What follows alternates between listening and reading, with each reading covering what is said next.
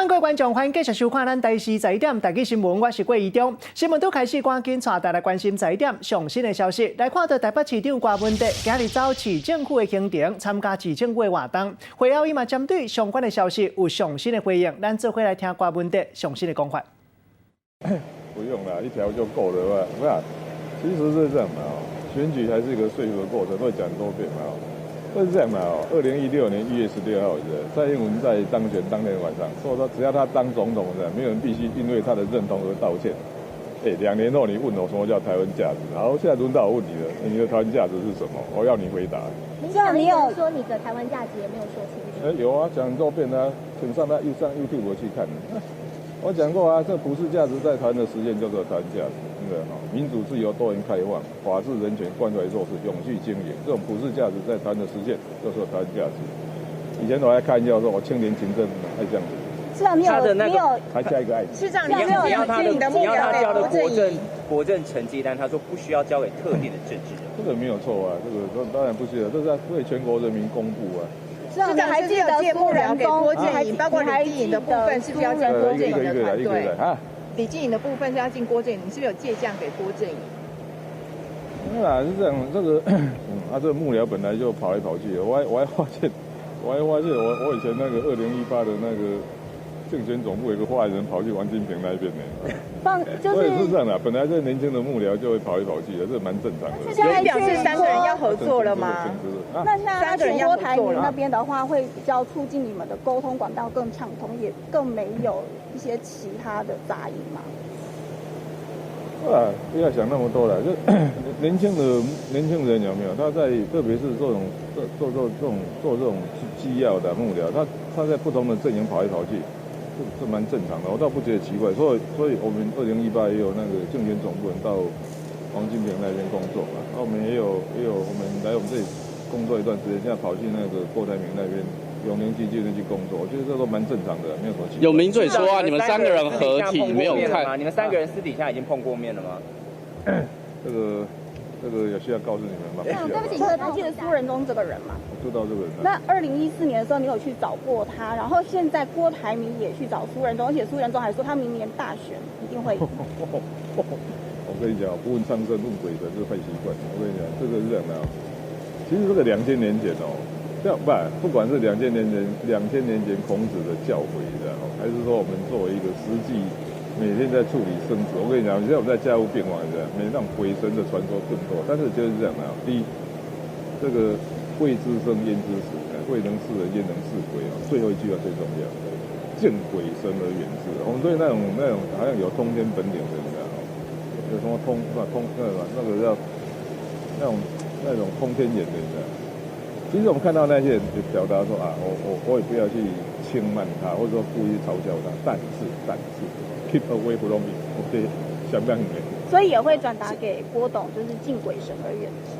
敬鬼神而远之，我倒觉得这是作为一个政治人物很重要的原则，就是说我们不要说故意去嘲笑他啦，或者去轻慢他，或者去诋毁他，但是不问苍生问鬼神，这不对啊。所以该怎么做就怎么做。但是你的幕僚说，你如果再继续这样子炮打蓝绿的话，你的政党票恐怕会压缩到10%以下。你说谁讲的？蔡英文的幕僚。还有个他通常是这样你知道什么叫战略？你知道？敌人要的就是我不要，敌人不要就是我要。我已经懂这个战略道理了。所以你会继续就是反其道而行？不是我跟你讲，不是反其道而行的，作为参考。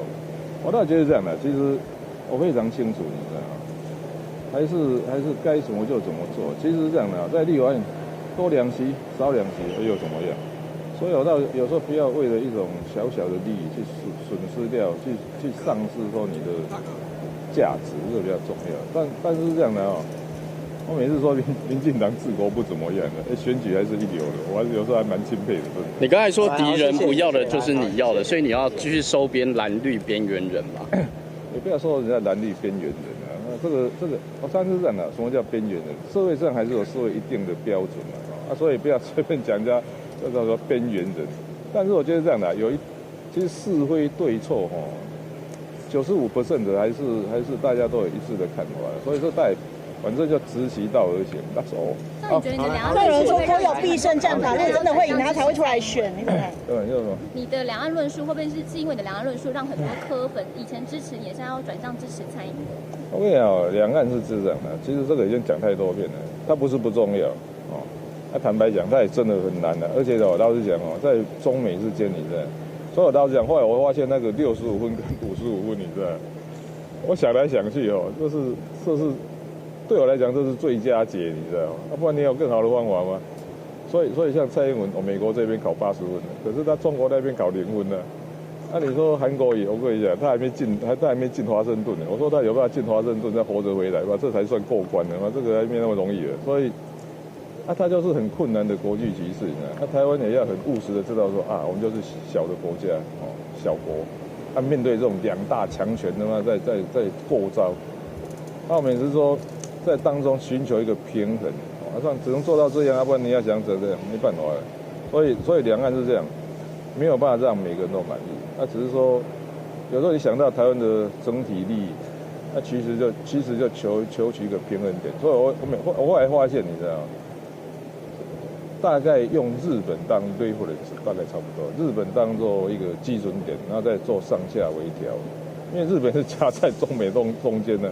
我发现日本蛮痛苦的，这个他也是觉得压力很大可是毕竟我每次看叫做天塌下我们也不是最高的，所以用日本当一个基准点，然后再做上下微调，恐怕是目前台湾的国际战略最佳的一个，不是最佳的，最起码是最省力的一个战术